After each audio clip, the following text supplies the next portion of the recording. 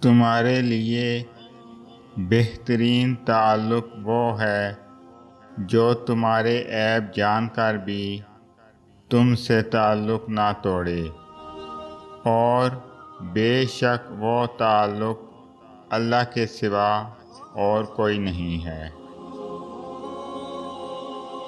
فاصلے کبھی رشتے الگ نہیں کرتے، اور نزدیکیاں کبھی رشتے نہیں بناتی۔ اگر احساس سچے اور پرخلوص ہوں تو رشتے ہمیشہ زندہ رہتے ہیں۔ تکلیفوں سے گزرے بغیر کیسے پتہ چلے گا کہ تمہارا رب مشکلیں دور کرنے پر قادر ہے؟ بن مانگے ہی مل جائے تو کیسے یقین ہوگا کہ تمہارا رب سمیع العلیم، دعاؤں کا سننے والا ہے۔ اگر سب تمہارے ساتھ رہیں گے تو کیسے پتہ چلے گا کہ اللہ کے سوا کوئی اپنا نہیں ہوتا؟ ناممکن کی طلب اگر تمہیں نہیں دی جائے گی اور تم ناممکن سمجھ کر مانگنا ہی چھوڑ دو گے تو کیسے پتہ چلے گا کہ اللہ معجزے کرنے پر قادر ہے؟ سب دروازے جب تک بند نہ ہوں تو کیسے پتہ چلے گا کہ اللہ کے فضل کا دروازہ کبھی بند نہیں ہوتا؟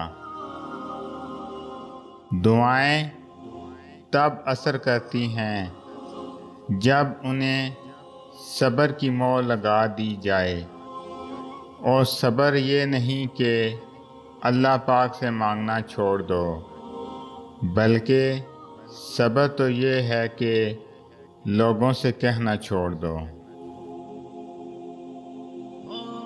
بہن بھائیوں کا حق کھا کر کتے، بلی اور پرندوں کو کھانا ڈالنے سے معافی نہیں ملتی۔ آزمائش انہی کے لیے ہوتی ہے جنہیں اللہ چاہتا ہے، اور صبر بھی وہی کرتے جو اللہ کو چاہتے ہیں۔ حضرت علی رضی اللہ عنہ نے فرمایا، کبھی بھی لوگوں کی باتوں سے پریشان نہ ہونا، کیونکہ آپ نے اپنا حساب رب کو دینا ہے، ان لوگوں کو نہیں۔ حضرت علی رضی اللہ عنہ نے فرمایا، جب رسی سخت ہو جائے تو سمجھ جائیں کہ ٹوٹنے والی ہے، اسی طرح جب حالات سخت ہو جائیں تو جان لیجئے کہ آسانی آنے والی ہے۔ بے شک ہر مشکل کے بعد آسانی ہے۔ بعض دفعہ ساری زندگی گزرنے کے بعد بھی ہم یہ نہیں جان پاتے کہ ہمیں آخر زندگی میں کس چیز کی ضرورت تھی، کس چیز کی ضرورت تھی بھی یا نہیں، اور بعض دفعہ زندگی کے آخری لمحات میں ہمیں احساس ہوتا ہے کہ جس چیز کو ہم نے زندگی کا حاصل بنا رکھا تھا، اس چیز کے بغیر زندگی زیادہ اچھی گزر سکتی تھی۔ میں نے اکثر دیکھا ہے کہ لوگ ایک دوسرے سے آگے نکلنے کی کوشش میں لگے رہتے ہیں۔ اس کے پاس یہ چیز ہے تو میرے پاس کیوں نہیں؟ اس نے ایسے کپڑے پہنے تو میرے پاس ایسے کپڑے کیوں نہیں؟ کسی تقریب میں جانا ہے تو ہر دفعہ نیا لباس، تاکہ لوگ دیکھ کر یہ نہ کہیں کہ اسے تو پہلے بھی یہ پہنا تھا۔ ایک دوسرے سے حسد رکھنا، یہ سب عام ہو گیا ہے اب تو، مگر کوئی اس چیز میں دوسروں سے آگے نکلنے کی کوشش نہیں کرتا کہ اس کا اللہ سے کیسا تعلق ہے۔ اپنے اور اللہ سے تعلق کو مضبوط بنانے کے لیے کوئی جتن نہیں کرتا۔ دنیاوی چیز کی تو سب نقل کرتے ہیں، مگر اگر دوسرا انسان اللہ تعالیٰ کے قریب ہے تو ہم کیوں نہیں؟ وہ اللہ کے لیے نماز پڑھ رہا ہے تو ہم کیوں نہیں؟ آج کل لوگوں کو دنیا کا لالچ ہے، اگر یہی لالچ نیکیاں کمانے کا ہوتا تو دنیا میں برائی کے لیے جگہ کم پڑ جاتی۔ اللہ پاک تمہاری زبان کو مانگنے کی ہمت تب دیتا ہے جب وہ تمہاری دعاؤں پہ راضی ہونا چاہتا ہے۔ تمہارے دل میں بار بار ایک ہی چیز کا خیال آنا اس کی جانب سے اشارہ ہے کہ تم اسے مناؤ۔ وہ تو ان دعاؤں کے لیے بھی وسیلے بناتا ہے جو تم نے اس سے کبھی مانگی ہی نہیں ہوتی، پھر وہ ان دعاؤں کو کیسے ادھورا چھوڑ سکتا ہے جنہیں تم تڑپتے ہوئے اس سے بار بار مانگتے ہو۔ اس دیری سے مت گھبراؤ، بس اتنا یاد رکھو گے جو کام اللہ کی رضا کے لیے کیا جائے وہ عبادت ہے، پھر چاہے وہ انتظار ہو، یقین ہو، صبر ہو یا دعا ہو۔ ٹوٹے ہوئے دل سے نکلی ہوئی صدا کبھی خالی نہیں جاتی، اور عبادت کا صلہ کبھی رائے گاہ نہیں جاتا۔ تو پھر یہ سب جانتے ہوئے بھی تم کیوں اس سے مانگتے ہوئے تھک گئے جو تمہیں دیتے ہوئے نہیں تھکتا؟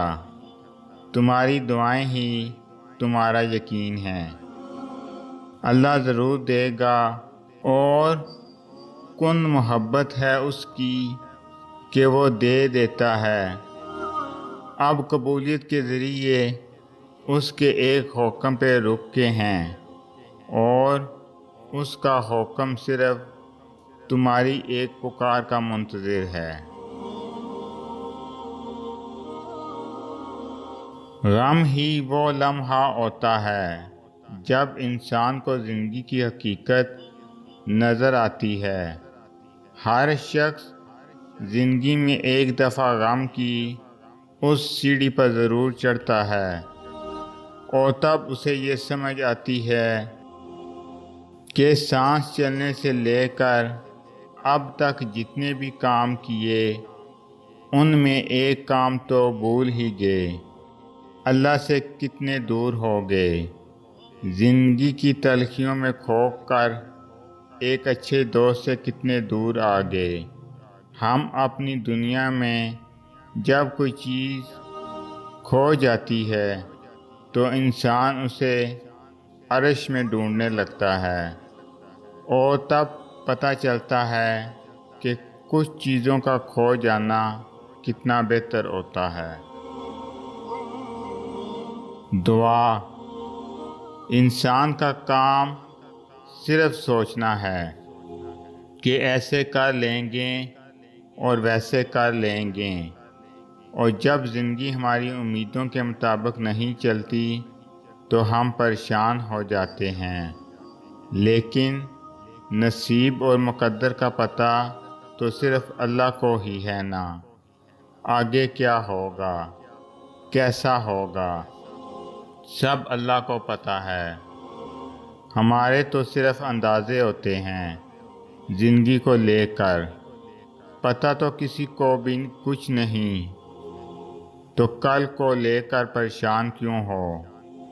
کیونکہ یہ سوچ سوچ کر فکر مند ہوں کہ اگر ایسا نہ ہوا تو کیا ہوگا۔ جہاں چیزیں انسان کے بس سے باہر ہونے لگیں وہیں پر دعاؤں کا بس چلنے لگتا ہے۔ تمہاری مانگی ڈھیر ساری دعائیں اللہ کے پاس جا کر تمہارے خوبصورت نصیب کی سفارش کرتی ہیں، کیونکہ دعائیں ہی تو مقدر کو خوبصورت بنا سکتی ہیں۔ امتحان۔ اللہ تعالیٰ امتحان لیتا ہے، تمہارے صبر کا امتحان، دعاؤں کا امتحان، توکل کا امتحان، تمہارے انتظار کا امتحان، برداشت کا امتحان، اور یہ امتحان سہنا مشکل بھی ہوتا ہے۔ کبھی کبھی ہم تکلیف برداشت نہیں کر پاتے اور اپنی دعاؤں پر توکل کرنا چھوڑ دیتے ہیں۔ درد سہنا مشکل ہو جاتا ہے، طویل انتظار دل کو تھکا دیتا ہے، مگر اللہ تعالیٰ کا امتحان تکلیف دینے کے لیے نہیں ہوتا۔ غور کرو تو پتہ چلے گا کہ جب تم اس امتحان میں نہیں تھے تب تم اللہ سے اتنے قریب نہیں تھے جتنا اس درد نے تمہیں اللہ کے مزید قریب کر دیا ہے۔ تم دیکھو گے کہ کیسے تمہاری دعاؤں میں خلوص بڑھ گیا ہے، بھروسہ آ گیا ہے۔ یہ امتحان تمہارے دل و دماغ پر پڑی دوری کی دنک کو آہستہ آہستہ مٹا دے گا، اور شاید یہ راستہ ہو جو اللہ نے بنایا ہو تمہیں اپنے طرف لے کر آنے کا۔ پریشانیوں کا سب سے بڑا اور خوبصورت حل نماز ہے۔ آج کی سنہری بات: جب کسی انسان کے آگے روشنی ہوتی ہے تو اس کا سایہ پیچھے آتا ہے، اور جب روشنی پیچھے ہوتی ہے تو اس کا سایہ آگے آتا ہے۔ دین روشنی ہے اور دنیا سایہ ہے۔ دین کو آگے رکھو گے تو دنیا خود ہی پیچھے سے بھاگتی آئے گی، اور دین کو پیچھے رکھو گے تو دنیا آگے بھاگے گی اور تم پیچھے بھاگو گے۔ اللہ مجھے اور آپ سب کو دین کی فکر نصیب فرمائے، آمین۔ اگر آپ کو میری یہ ویڈیو اچھی لگے تو میری ویڈیو کو لائک کریں اور زیادہ سے زیادہ شیئر کریں۔ السلام علیکم ورحمۃ اللہ وبرکاتہ۔